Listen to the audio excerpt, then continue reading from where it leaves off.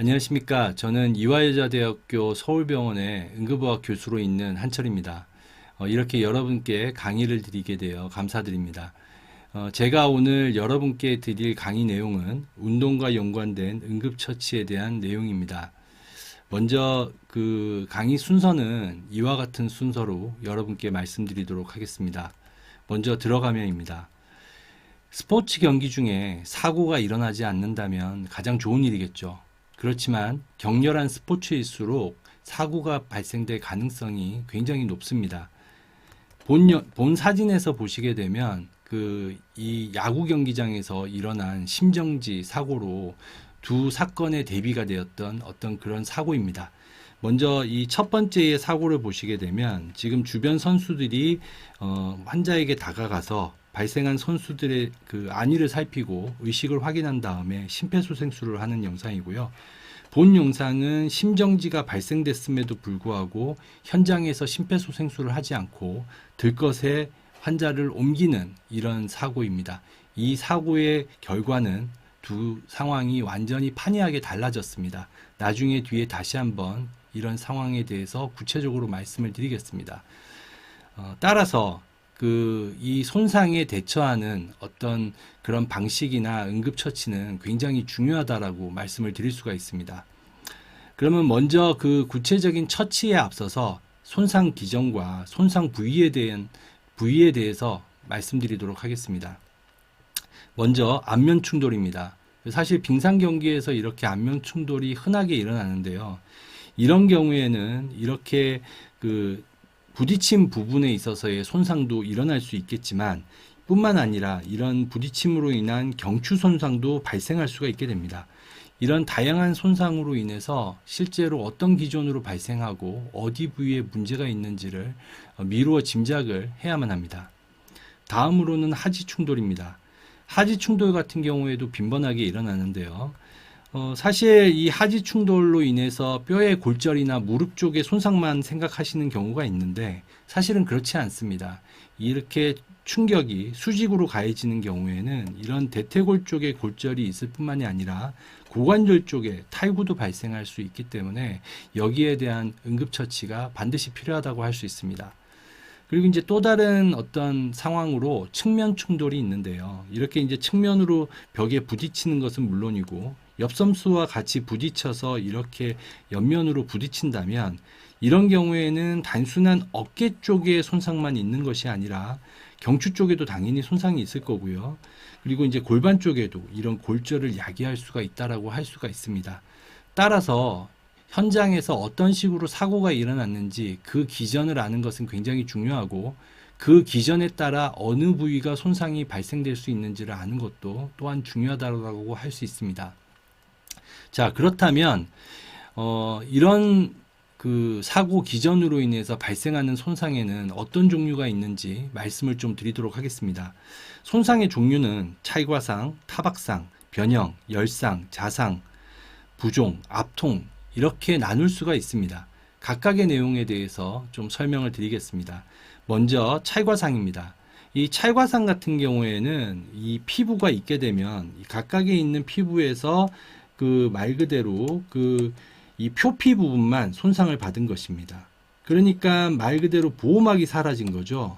그래서 보호막이 사라짐으로 인해서 이 피부에 존재하는 상재균들이 이 상처 쪽으로 침투를 할 수 있게 되죠. 그러면서 염증이 발생하게 됩니다.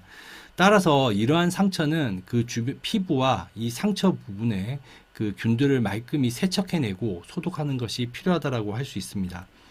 다음으로는 타박상인데요. 이 타박상 같은 경우에는 피부 아래쪽에 이렇게 퍼렇게 멍이 드는 것을 말합니다. 이러한 상처는 근육이나 피부 아래 모세혈관이나 조직이 손상을 받아서 피하 출혈이 발생된 경우라고 할 수가 있습니다. 다음으로는 변형인데요. 이렇게 이제 다리 모양이 변형이 된 경우에는 실제 이제 골절이 발생했음을 의미합니다. 따라서 이런 경우에는 반드시 부목 고정이 필요하고요. 특히 이렇게 열상이 동반된 경우에는 반드시 드레싱을 하고 부목 고정을 해야만 합니다. 물론 열상 같은 경우에도 상처를 깨끗하게 소독하고 봉합을 해야 하는데 사실 현장에서 봉합하는 것은 그리 권고되지 않습니다. 그래서 병원으로 이송한 다음 봉합을 하게 되는데, 그 전에 현장에서는 소독을 하고, 그리고 이 상처가 열리지 않은 상태에서 이송을 하면 됩니다. 다음으로 보여드리는 것은 관통상인데요. 사실 이렇게 이물질에 의해서 관통되는 경우는 사실은 굉장히 드물기는 하지만 종종 일어나는 사고입니다. 근데 이때 주의해야 될 점은, 이런 관통상이 발생했을 때 단순하게 이런 피부만 손상을 받은 것이 아닙니다. 이 안에 있는 구조물들인 근육이나 인대, 그리고 혈관이나 신경 손상 등을 동반할 수 있기 때문에 실제로 이 이물질을 빼어버린다면 말 그대로 신경이나 혈관 손상이 가중될 수 있습니다. 따라서 이런 관통상인 경우에는 이물질을 제거하지 않고 이 상태로 그 병원으로 이송하는 것이 필요합니다. 그리고 이제 부종인데요. 사실 부종 같은 경우에는 관절뿐만이 아니라 다른 부위에도 일어날 수 있습니다. 근데 특히 이렇게 무릎 관절이나 팔꿈치 관절, 어깨 관절 같은 경우에 부종이 생겼다는 것은 이 관절에 그 연골이나 또는 인대 이런 쪽에 손상이 유발이 됐을 가능성이 있습니다. 따라서 이 관절을 움직이지 않도록 분목 고정을 하고 환자를 이송해야만 합니다. 그리고 마지막으로 압통입니다. 사실 눈에 보이는 상처가 아니라 이 압통은 눈에 보이지 않는 부분에 어떤 손상이 있는지를 확인하는 방법이라고 할 수가 있습니다. 따라서 이런 손상이 발생된 경우에는 어떻게 응급처치를 해야 하는지에 대해서 이제 말씀을 좀 드리도록 하겠습니다. 사실 이 응급처치에 대한 부분들은 굉장히 계획적이어야 합니다. 무슨 얘기냐면 시합을 하거나 연습을 할 때 외상팀을 구성을 해서 혹시라도 발생할 사고에 대해 대비를 하고 있어야 된다는 얘기입니다. 그래서 이 외상팀은 팀 리더와 팀 원으로 나뉘게 되는데, 각각의 역할을 사전에 미리 분담해서 혹시라도 발생할 사고에 적절하게 대비를 해야만 합니다. 혹시 만약에 사고가 발생한다면 1차적 평가와 2차적 평가를 시행할 수가 있습니다. 근데 이 1차적 평가는 말 그대로 치명적 손상에 대한 신속한 인지를 하는 과정이라고 말씀을 드릴 수 있고, 2차적 평가는 머리에서 발끝까지 잠재적 손상이 있는지 혹은 지금 발생한 그 비치명적인 손상이 있는지를 확인하는 작업이라고 할 수 있죠. 그렇다 보니 1차적 평가는 굉장히 빠르게 이루어져야만 합니다. 그때 이 에어웨이, 그 다음에 호흡, 순환, 의식, 노출에 대한 것들을 각각을 살펴야 되겠고, 그래서 이 앞자를 따서 A, B, C, D, E라고 보통 많이 표현이 됩니다. 구체적으로 살펴보면 1차 평가는 반드시 20초 이내로 시행을 해야만 합니다. 그래서 실제 동시다발적으로 이 외상팀이 가서 이 환자의 A, B, C, D, E가 괜찮은지, 혹시 문제가 있다면 어디에 문제인지를 빨리 평가를 해야 된다는 것이죠. 그래서 이 1차 평가에서 시행하는 각각의 내용을 살펴보면 먼저 A입니다. A에서는 경추 보호와 기도 유지인데요. 사실은 이 스포츠에서 넘어짐이나 부딪힘으로 인해서 흔히 발생되는 손상 중에 가장 중요하다고 말씀드릴 수 있습니다. 이렇게 경추 부분이 다쳤을 경우에는 사지마비로 이어질 수 있기 때문에 반드시 척추 고정을 해야만 하고요. 이렇게 전체적으로 움직이지 못하는 상황에서 환자를 이송을 해야만 합니다. 특히 환자를 침대에 눕힐 때는 로그롤법으로 해서 이렇게 여러 명의 사람이 이렇게 척추를 일직선으로 잡고 환자를 굴려서 이 침대에다가 눕혀야만 하는 것입니다. 이때 경추보호대를 하게 되는데, 그 경추보호대는 필라델피아 넥 브레이스 같은 부드러운 구조물도 있고, 그 다음에 서비컬 컬러 같은 딱딱한 형태의 경추보호대도 있다는 것을 알아두시면 됩니다. 단 장착할 때 경추를 움직여 주시면 안 됩니다. 그래서 환자는 그대로 누워있는 상태에서 이 경추보호대를 끼워 넣어서 위아래로 맞추는 그런 형태로 해서 경추보호대를 장착해야 된다는 점을 주시하시기 바랍니다. 그리고 그 다음에는 비에 대한 부분인데요. 사실 호흡에 대한 것들은 눈으로 봐서 환자가 호흡을 하는지를 갖다가 확인하면 되기 때문에 여기에서는 언급을 하지 않도록 하겠습니다. 그리고 이제 C, 순환인데요. 이 쇼크 평가가 되겠습니다. 사실은 이 외상으로 인해서 골절이라든지 아니면은 열상이 동반된 경우에는 출혈이 발생할 수밖에 없는데요. 그때는 그 출혈량이 얼마나 많은지를 평가를 해야만 합니다.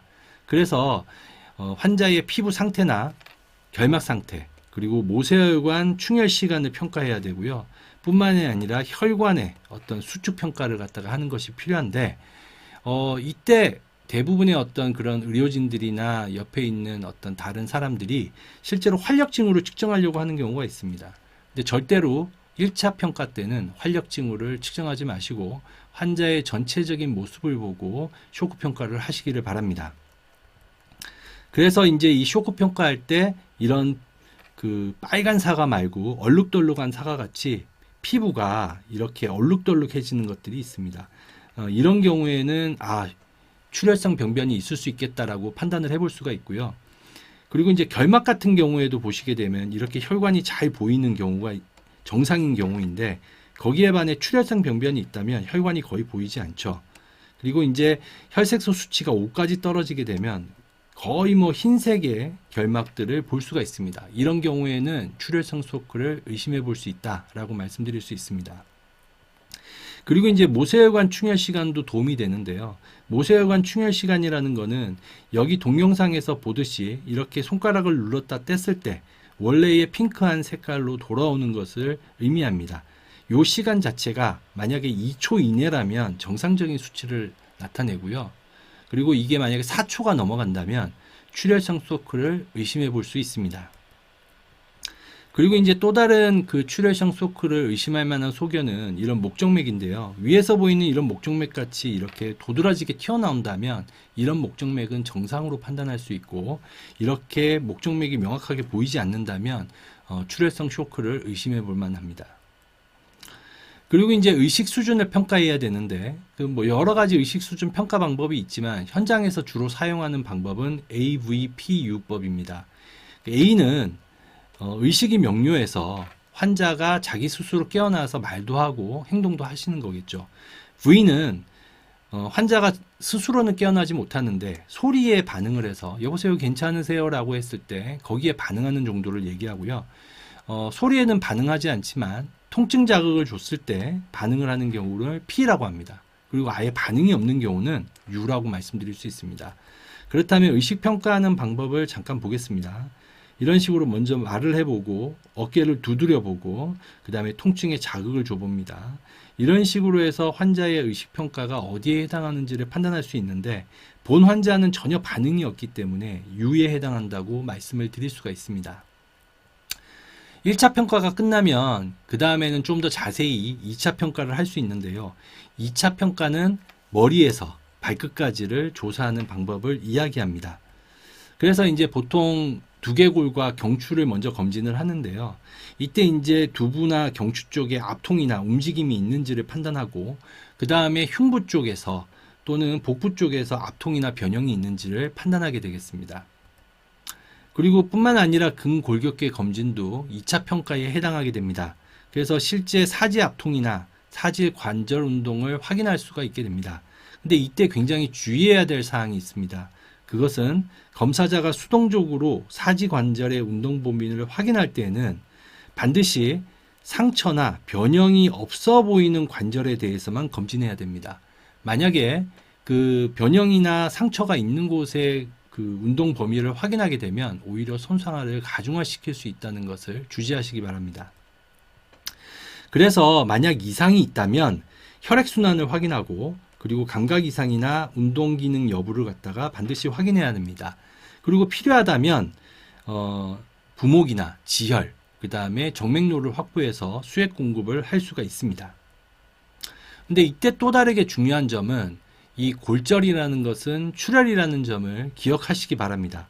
무슨 얘기냐면 뼈가 이렇게 골절이 생긴다면 이 뼈 안에는 많은 혈액들이 흐르고 있기 때문에 그리고 그 주변에 있는 혈관 손상도 있을 수 있기 때문에 출혈이 당연히 발생합니다. 특히 갈비뼈 하나가 부러졌을 경우에는 300ml의 피가 나올 수가 있고요. 이 골반뼈가 부러졌을 경우에는 6리터까지 피가 나올 수가 있습니다. 특히 이제 대퇴골 같은 경우에도 1.5리터까지 피가 나올 수 있기 때문에 실제 골절은 출혈임을 명시하고 필요하다면 수액 공급을 반드시 해야만 합니다. 그래서 현장 지혈이 사실은 굉장히 중요한데 만약에 현장에 의료진이 있어서 정맥로를 확보하고 수액을 공급할 수 있다면 다행이지만 만약 현장에 의료진이 없어서 할 수 없다면은 다른 방법으로 지혈을 해야 됩니다.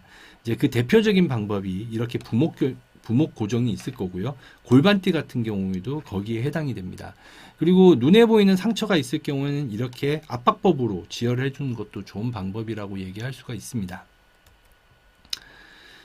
특히 이제 골반 손상 같은 경우에는 여러 가지 기전에 의해서 발생될 수 있는데요. 그 환자가 선수들이 공중에 떴다가 이렇게 바로 수직으로 떨어진 경우에 골반을 부딪혔다면은 전후 압박 골반 손상을 야기할 수가 있고, 그 다음에 이렇게 옆으로 가다가 넘어진 경우에도 측면 손상을 유발할 수가 있습니다. 거기에 따르는 여러 가지 골절 형태를 나타낼 수 있고요. 특히 이제 엉덩방아를 찧은 경우에도 직각 압박 골반 손상을 갖다가 야기할 수 있어서 특히 이런 경우에는 이런 인대 손상들이 발생할 수가 있습니다. 그래서 뭐 뼈에 문제가 없다고 하더라도 이런 문제가 있진 않은 건지 환자를 절대 안정시켜야 한다라는 것을 알고 계시면 되고, 이때 사용하기 가장 좋은 방법이 골반띠를 착용하는 것입니다. 그래서 이 골반띠를 하게 될 경우에는 골절이 있다면 골절 부위를 고정하고 모세혈관이나 정맥 출혈의 지혈 효과를 갖다가 할 수가 있습니다. 그리고 뿐만 아니라 동맥 출혈의 경우에도 사실은 어느 정도 효과는 있는데, 사실 이것 말고 기구가 좀 많이 있습니다. 좋은 기구를 사용하면 더 좋겠지만 사실은 이런 기구들을 사용을 해서 골반을 고정해 준다면 어쨌든 혈관의 지혈도 할 수 있다라는 점을 기억하시기 바랍니다. 그리고 이제 또 하나 꼭 기억하셔야 될 것이 2차 평가 때는 환자의 후면 검진을 꼭 해야만 합니다. 사실 후면 검진을 할 때 주의할 점이 있는데요. 실제 이 불필요한 움직임을 최소화하기 위해서 아까 처음에 환자의 기도 평가를 할 때 경추 고정을 한 것과 같이 로그롤법을 시행해서 후면 평가를 해야 된다는 점을 꼭 기억하시기 바랍니다. 그리고 마지막으로 이런 골절이 있을 경우에 앞에는 출혈성 쇼크 때문에 혈관이라든지 이런 쇼크에 대한 부분을 많이 얘기했는데요. 실제 뼈 주변에는 많은 신경들이 다닙니다. 따라서 이 동반되는 신경 손상이 있을 수 있기 때문에 실제로 많은 움직임을 가져가는 것은 좋지가 않고요. 반드시 부목 고정을 해야만 한다라고 기억하고 계시면 될 것 같습니다. 자, 다음으로는 드레싱에 대한 것을 말씀드리도록 하겠습니다. 이 드레싱의 기능은 상처를 보호하고 그리고 지혈을 하고 통증을 감소시키고 수분을 유지하고 부종과 혈종을 예방하고 상처 벌어짐을 예방하고 상처 치유를 촉진하는 역할을 합니다. 그래서 정확한 방식으로 드레싱을 하는 것이 굉장히 중요한데, 먼저 드레싱을 하기 전에 반드시 상처 세척을 해야만 합니다. 왜 상처 세척을 해야만 하냐면, 실제로 이렇게 상처가 났을 때 이 상처 안에는 소독약으로 소독해서는 안 됩니다. 그럼 여기 안에 들어간 균은 어떻게 제거해야 되냐면 생리식염수로, 실린지로 해서 생리식염수로 이렇게 씻어내야만 하죠. 그래서 병원에서는 이렇게 씻어내는 기구들이 있어서 씻어내는데요. 만약 현장에서 이렇게 씻어낼 수 없다면 그때는 생리식염수 통을 이용해서 압력으로서 씻어내는 방법이 있습니다. 그리고 나서 이제 소독을 하게 될 텐데요. 사실 소독제의 종류는 여러 가지가 있습니다. 이렇게 여러 가지가 있는데 각각의 특징은 있지만 여기에 대한 구체적인 언급은 이번 시간에는 하지 않도록 하겠습니다.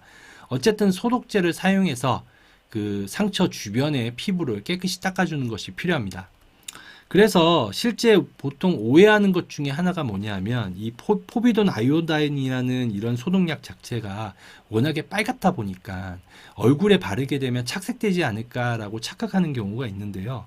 실제로 착색이 되지 않기 때문에 안면부에도 사용할 수 있다는 점을 기억하시고, 단지 이 포비돈 아이오다인은 소독 효과가 크긴 하지만은 이 효과가 나타나려면 마르면서 나타나기 때문에 수분이 소요된다라는 점을 기억하셔야 합니다. 이렇게 드레싱의 최상의 결과를 나타내기 위해서는 여러 가지 요인이 필요한데요. 환자가 통증을 많이 느낀다면 실제로 드레싱의 효과는 최상의 결과를 얻기가 어렵습니다. 그래서 적절하게 통증 조절을 해줘야 하고 환자의 노출을 피해야 되고요. 그 다음에 괴사된 조직을 제거해야 되고 수능도도 반드시 확인해야 됩니다. 그리고 상처의 수분은 유지하되 적게 해서는 안 된다는 점을 반드시 기억하고 계셔야만 합니다. 자, 다음으로 부목 고정에 대해서 말씀드리겠습니다. 그 부목 고정은 목적 자체가 추가 손상을 예방하는 것, 그 다음에 통증을 감소시키는 것, 그 다음에 이송에 용이하게 하는 것, 그리고 2차적 손상에 최소화하는 것이 바로 부목 고정의 목적이다라고 알고 계시면 됩니다. 부목의 종류는 여러 가지가 있는데요. 각각의 사진을 잠깐 보여드리면 이 공기 부목 같은 경우에는 공기를 넣어서 하는데 굉장히 고정의 그 강도가 약합니다. 따라서 이 부목 고정은 골절이 있는 사람한테는 사용하기가 어렵고 그 약간 염좌라든지 이런 것들이 의심되는 환자에게 사용할 수가 있습니다. 그리고 진공 부목은 굉장히 그 신체 어느 부위든지 원하는 자세로 사용이 가능한 편의성이 있긴 하지만 펌프에 연결하기 때문에 좀 불편하죠. 그리고 이제 구급대에서 많이 쓴 패드 부목이 있는데요. 이런 패드 부목 같은 경우에도 실제로 그 부목 고정에 굉장히 효율적으로 사용할 수가 있습니다. 뿐만 아니라 골절이 있는 환자에게 주로 많이 쓰는 견인 부목도 있습니다. 이 부목 사용에서 고려해야 될 점은 반드시 부목 전후에 원위부 운동과 감각, 순환을 반드시 확인해야 된다는 점이고요. 열리 상처는 부목되기 전에 드레싱을 해야 된다는 점을 반드시 기억하시기 바랍니다. 그리고 부목 고정은 손상 부위의 위와 아래 관절을 함께 고정해야만 합니다. 그래서 실제 부목 고정할 때 한 가지의 관절만 고정을 하게 되면 그 부목 고정의 의미가 퇴색된다는 점을 기억하시기 바랍니다. 붕대 감기의 기본 원칙인데요. 붕대 감기는 환행대에서 환행대로 향해야 되고요. 그 다음에 탄력 붕대의 경우에는 가볍게 굴리듯이 해야 되고 일관적인 힘이 필요합니다. 그리고 매듭은 상처 위에는 하셔는 안 됩니다. 그리고 말초 혈액 순환 유무도 자주 점검해서 실제로 이런 붕대를 너무 세게 감지 않았는지를 확인해야 됩니다. 자, 마지막 단원입니다. 심폐소생술인데요. 사실은 이 심폐소생술은 심정지 환자에게 사용하는 방법입니다. 그래서 이 심정지라고 이야기하면 그 심장이 안 움직이는 것을 의미하는데요. 단순하게 안 움직이는 게 아니라 비효율적인 순환도 포함이 됩니다. 여기에서 보이는 심전도는 심실세동이 되는데 실제 심장의 모습을 보게 되면 이렇게 심장이 부르르르 떨리는 잔떨림이 있어서 순환이 유지가 안 되는 거죠. 그래서 여기에 재세동을 하게 되면 심장 수축이 정상으로 되는 것을 볼 수가 있습니다. 그러면 운동선수에게 실제적으로 심정지가 많이 발생하냐? 이거는 데이터가 말해줍니다. 2021년 3월부터 2020년 3월까지 1년 동안 전 세계의 경기 중에 심정지가 발생한 건수는 769건이고요. 평균 연령은 23세입니다. 엄청나죠? 이 중에 이제 살아나신 분들도 있지만 그렇지 않은 분들도 있습니다. 따라서 경기 중에 심정지가 발생할 수 있다고 생각을 하고 심정지에 대처하는 능력은 굉장히 중요합니다. 특히 이 심정지는 말 그대로 어떤 하나의 행위만 잘했다고 해서 생존할 수가 없습니다. 그래서 그 각각의 단계를 모두 완벽하게 이행할 때만이 살 수가 있는데 그렇다 보니 이것을 생존의 사슬이라고 이야기합니다. 이 생존의 사슬은 빠른 인식과 응급의료 시스템 활성화, 그 다음에 빠른 심폐소생술, 재세동, 전문소생술이 있습니다. 여기에 이제 좀 추가를 한다면 병원에서 소생 후 치료를 하는 것과 그 다음에 재활훈련하는 것, 이렇게 포함이 돼서 총 6가지의 생존의 사슬이 구성이 되는데 여러분들은 그 전까지의 단계, 여기까지의 단계를 기억해 두시면 될 것 같습니다. 이 심폐소생술이 중요한 이유는 심정지가 돼서 혈액순환이 없게 되면 5분 뒤부터는 뇌손상이 시작되는 거죠. 이 뇌손상이 한번 시작되면 이 손상된 뇌는 회복이 되지가 않습니다. 장애가 남을 수밖에 없죠. 그래서 바로 이 뇌손상이 시작되기 전에 바로 가슴 압박하는 심폐소생술이 진행되어야만이 환자를 생존할 수 있다라고 이야기를 할 수 있습니다. 특히 10분이 넘어가게 되면은 이 환자는 식물인간이 된다라고 생각하시면 될 것 같습니다. 그래서 경기 중에 갑자기 선수가 쓰러진다면 먼저 의식을 확인하고 도움 요청한 다음에 호흡과 맥박을 동시에 확인하고 가슴 압박하고 심장 충격기를 적용해야 됩니다. 그래서 다시 한번 보면 의식을 먼저 확인하고 어깨를 흔들어서 확인하죠. 그래서 의식이 없다면 구조 요청을 해야 되죠. 그런데 아까 앞에서 보셨던 이 야구 선수는 어떻게 했느냐? 도움을 요청해서 앰뷸런스가 야구 구장에 들어와야 했음에도 불구하고 구장으로 들어오지 않고 환자를 옮겼죠. 그래서 옮겨서 앰뷸런스에 옮기는 그 10분 동안 심폐소생술을 하지 않았기 때문에 이 환자는 회복이 불가능했던 겁니다. 심정지 인지는 호흡과 맥박을 동시에 확인하는 것으로 시작할 수 있습니다. 이 시간은 5초에서 10초 정도를 확인하고요. 호흡은 비정상적인 호흡인지 무호흡인지를 확인하고 맥박은 목동맥을 만져서 확인할 수가 있습니다. 그런데 이때 헐떡임이나 임종호흡을 호흡으로 착각하는 경우가 있습니다. 실제 이거는 반사운동인데요. 이거를 생존으로 착각한다는 것이죠. 어떤 호흡이냐면 이런 호흡입니다. 보게 되면 입은 뻐끔뻐끔 하는데 거기에 반해서 가슴이나 배는 움직이지 않는 것을 볼 수가 있습니다. 이런 호흡을 보이는 경우에는 심정지로 판단하고 즉시 가슴 압박이 되어야 합니다. 그리고 맥박은 아까 말했듯이 목동맥 부위를 하게 되는데요. 그래서 목의 오목 부분을 대서 맥박을 확인하는데 맥박 측정을 할 수 없는 사람이라면 일반인들은 추천되지는 않습니다. 그래서 내가 맥박 측정을 해본 적이 없다면 시행하지는 않습니다. 그리고 나서 가슴 압박을 하는데 이 가슴 압박이 가장 중요합니다. 그래서 가슴 압박은 흉골 아래쪽 2분의 1을 해야 되고요. 그 다음에 깊이는 5에서 6cm, 속도는 분당 100에서 120분, 깊고 강하고 빠르게 압박해야 되고요. 압박한 다음에는 원래대로 심장의 가슴의 모형이 돌아와야 됩니다. 그래서 완전한 이완이 돼야 되고 가슴 압박을 중단하는 시점은 딱 두 가지입니다. 첫 번째는 리듬 확인할 때, 그리고 두 번째는 심장 충격 시에만 중단할 수가 있습니다. 나머지에는 무조건 가슴 압박을 하고 있어야 된다는 점을 주의하시기 바랍니다. 그 다음에 인공호흡인데요. 인공호흡은 머리 젖히고 턱 뜨기 방법을 사용해서 할 수가 있습니다.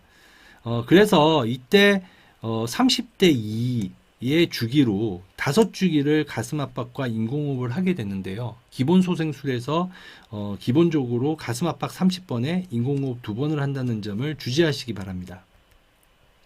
그래서 눈으로는 가슴이 올라오는지 확인해야 되고요. 1초 동안 천천히 내 입으로 덮어서 호흡을 갖다가 줘야만 합니다. 다음으로 자동심장 충격기 사용법인데요. 자동심장 충격기 사용법은 간단합니다. 먼저 전원을 켜고 지시에 따라서 자동 제세동기를 사용하면 되고요. 쇼크를 가한 직후 즉시 가슴 압박을 하면 됩니다. 그러면 동영상으로 한번 보겠습니다.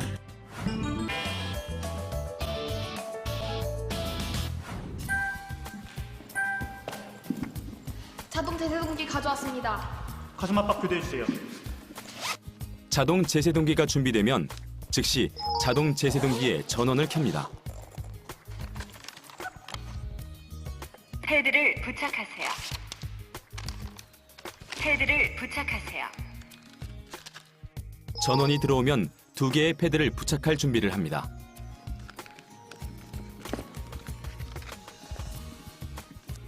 하나는 오른쪽 빗장뼈 아래에 부착하고 다른 하나는 왼쪽 젖꼭지 아래의 중간 겨드랑선에 붙입니다. 패드를 붙이고 케이블을 본체에 연결하면 분석을 시작합니다. 최근에 생산된 자동 제세동기는 패드 케이블이 이미 본체에 연결된 형태로 포장되어 있습니다. 환자로부터 떨어지세요. 환자의 심장 리듬을 분석합니다. 분석 중에는 환자에게서 모두 떨어지도록 합니다. 모두 떨어지세요. 자동 제세동기는 분석 결과에 따라 제세동이 필요할 경우 제세동이 필요하다고 알린 후 충전을 시작하고 제세동이 필요하지 않을 경우 제세동이 필요하지 않으며 필요한 경우 심폐소생술을 시작하라고 알려줍니다. 제세동 필요합니다. 충전 중. 충전 중에는 가슴 압박을 시행합니다. 가슴 압박 다시 해주세요. 충전이 완료되면 제세동 버튼이 전멸되면서 경고음이 발생합니다. 환자로부터 떨어지세요. 제세동을 시행하기 전에 모든 구조자는 환자에게서 떨어지도록 합니다. 제세동 시행합니다. 모두 떨어지세요. 깜빡이는 제세동 버튼을 누르세요. 제세동 실시되었습니다. 즉시 심폐소생술을 시작하세요. 제세동을 시행한 뒤 셋, 즉시 가슴 넷, 압박을 다섯, 다시 시작합니다. 여섯, 일곱, 여덟, 아홉, 열, 열하나, 열둘. 잘 보셨나요?